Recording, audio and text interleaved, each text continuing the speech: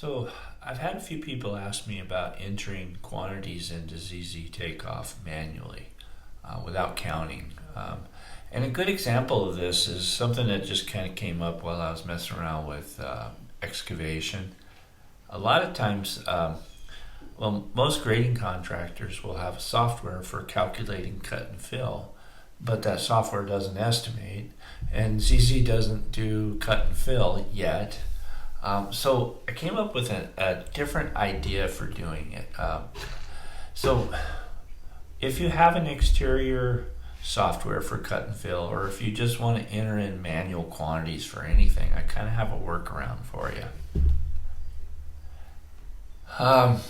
So like the cut and fill on this job, let's say the software says, hey, we need 375 yards of fill and 125 of cut, and then we got to import some soil. So you can't really calculate that here. I mean, how do you do that?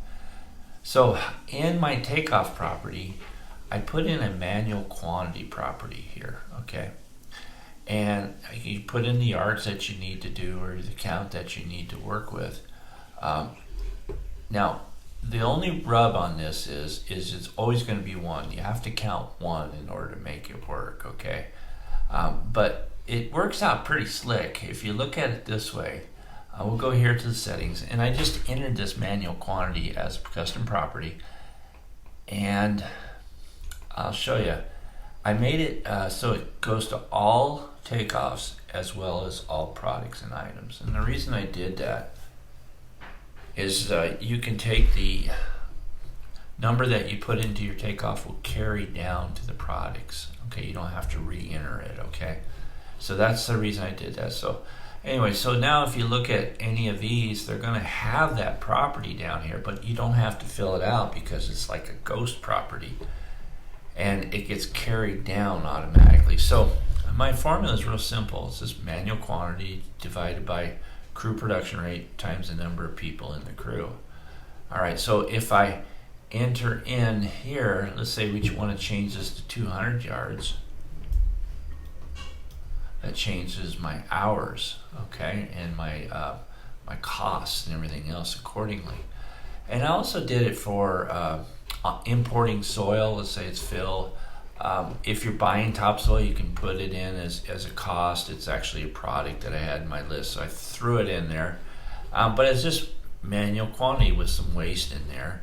And the trucking was the manual quantity divided by cubic yards per load, so you know how many loads you do times the number of hours that it takes to do a round trip for the truck. And if I change this, let's say it's 1.5 hours, it'll change the number of hours here for you. So it's a real nice, real slick way of doing it. It does show up in the reports fairly nice like. The only thing is, like I said, it's a quantity. So if you're using a unit price, you're going to see a pretty good size unit price there. But if you're doing it by, let's do an item report here. Collapse all. Actually, yeah, we can do a group by folder. It still shows up as a lump sum. Collapse all. So you have these nice prices here, and I can get rid of some of this so you can see the price each and all that. So it works out really nice for the people that want to have like monthly expenses. Let's say general conditions.